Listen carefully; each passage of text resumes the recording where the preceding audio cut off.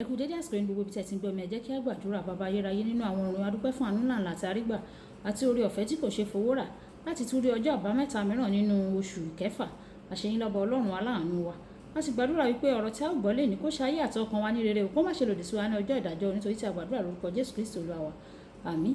Àmín orúkọ Jésù. Ìwé ọ̀run ṣíṣí tí a ti ọwọ́ olùṣọ́ àgùntàn Enoch Adéjàre Adébóyè kọ. Èní ọjọ́ àbámẹ́ta ọjọ́ 22 oṣù kẹfà.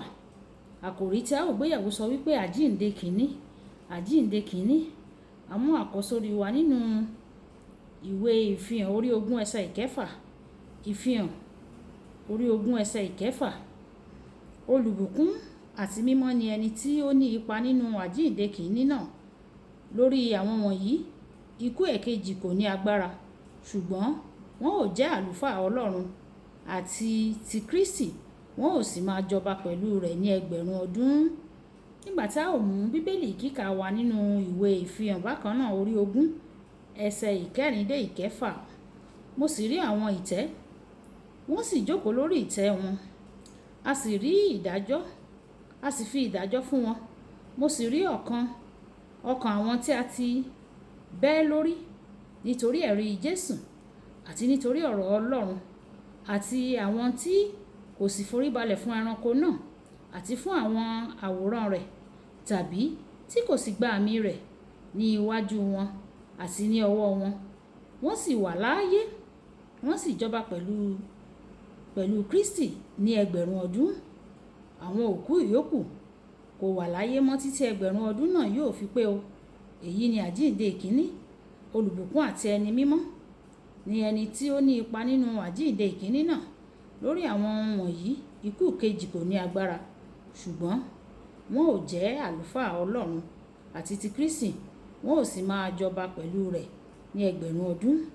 Wàyí, tẹ́tí bẹ̀lẹ̀ jẹ́ láti gbọ́ ohun tí olùṣọ́ àgùntàn Enoch Adéjàre Adébóyè ní fún wa ní èní ọjọ́ àbámẹ́ta. Àjíǹde kìíní.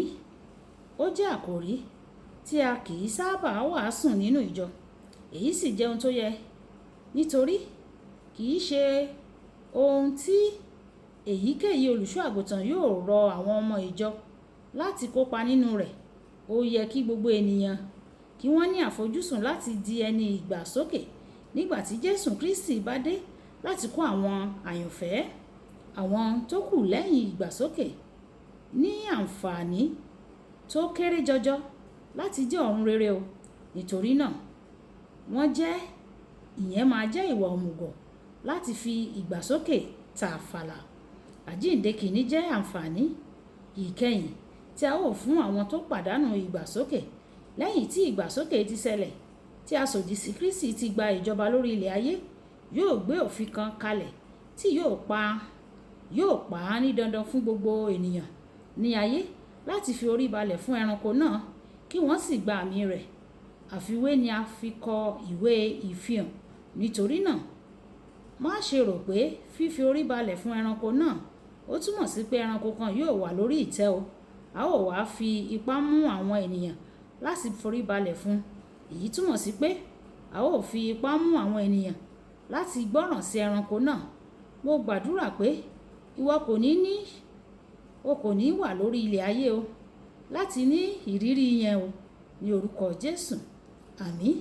Àwọn ènìyàn kan wà tí yóò pàdánù ìgbàsókè, tí wọn yóò sì pinnu láti má ṣe forí balẹ̀ fún ẹranko náà tàbí gba àmì rẹ̀. A ó fi ìyà jẹ wọ́n o ní gbogbo ọ̀nà láti ṣẹ́ wọn lẹ́yìn nípa ti ìmọ̀sílára, ètò ìṣúná ti ara àti bẹ́ẹ̀ bẹ́ẹ̀ lọ.